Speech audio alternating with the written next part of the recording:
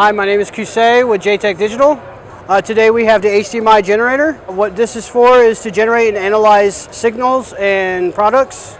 We use this mainly for testing new products that we release. There's different formats.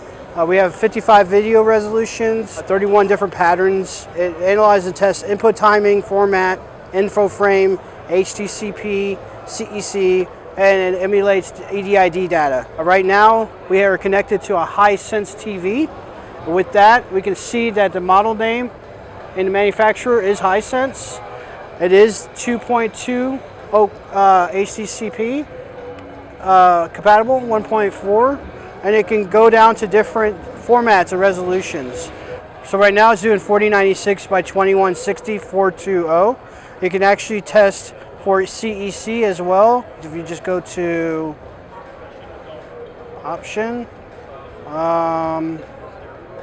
CEC, you can actually test for color space too as well. It does 444 and 422.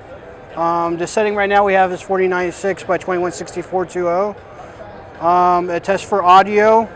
You have different inputs and outputs. It does receiving formats and transmitting formats.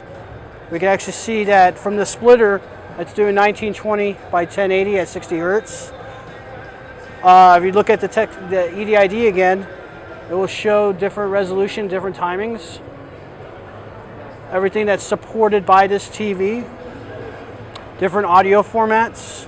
If we go to transmit format, you see that's 4096 by 2160 at 60 hertz.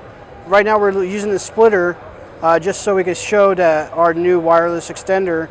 If you want to see that, we can just turn the HDMI pass on, and with that, you can actually see what's going on with the extender.